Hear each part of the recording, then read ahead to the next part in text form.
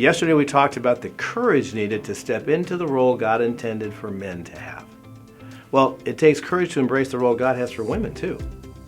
As culture has tried to make these roles one and the same, women have suffered the consequences of trying to be all things to all people, leaving many women confused, burned out, exhausted, and often guilt-ridden. For a while, women were told, yes, you can have it all. You can be the career woman and climb the ladder to success while maintaining a great marriage, managing a wonderful household, and raising truly talented children. The reality is that too many women these days are burning the candle at both ends in an effort to achieve it all, and they grow disillusioned when they realize they can't. Any one of these roles is a huge task. So how did God define a woman's role? Well, after God created Adam, he created Eve from Adam, literally. When Adam saw Eve, he responded, wow, this is bone of my bones and flesh of my flesh. She'll be called woman, for she was taken out of man. Adam named her just as he'd named the animals under his authority. Genesis 2:18 says that Adam needed a helper, so God gave him one.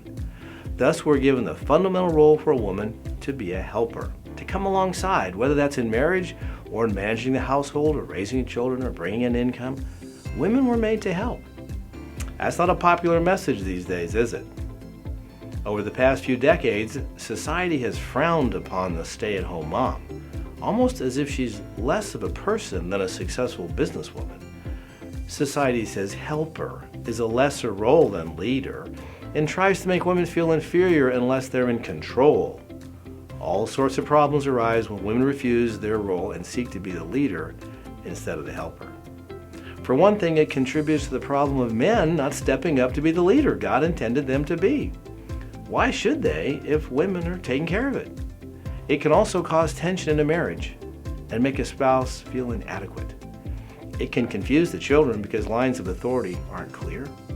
It can cause chaos in the home because if two people are leading, who is focusing on managing the home? Women used to take pride in a well-run household. Nowadays, most are just trying to survive, grateful that the house doesn't burn down. Now, don't misunderstand me. I'm not saying that women can't lead. There are plenty of examples in the Bible of women leaders who did mighty works for the Lord.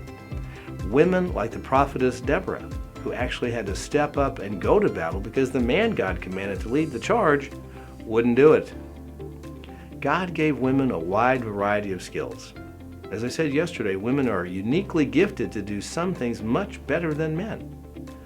For the most part, they're better encouragers and much better helpers. They're better caregivers as well.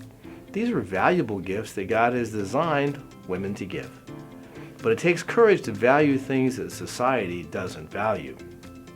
It takes strength of character to pursue your God-given role with passion. Admittedly, not all women possess these skill sets. Neither do all men possess their skill sets. But we have a responsibility to learn some of these skills to better fulfill God's purpose for each of us. The most famous passage for biblical womanhood is probably Proverbs 31. I'm sure you're familiar with it, but I'd like to encourage you to read it again today and write down the qualities and characteristics of the woman described there. Ladies, how can you better emulate these qualities in your own life? Write your answers down in today's homework question. Also, if you're interested in learning more about how to embrace biblical womanhood, I encourage you to read Tony Evans' book, Kingdom Woman, Embracing Your Purpose, Power, and Possibilities, which is a companion book to the one I recommended yesterday for men.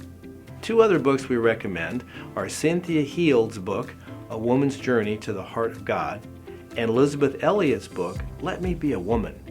Links for all three resources can be found in today's post.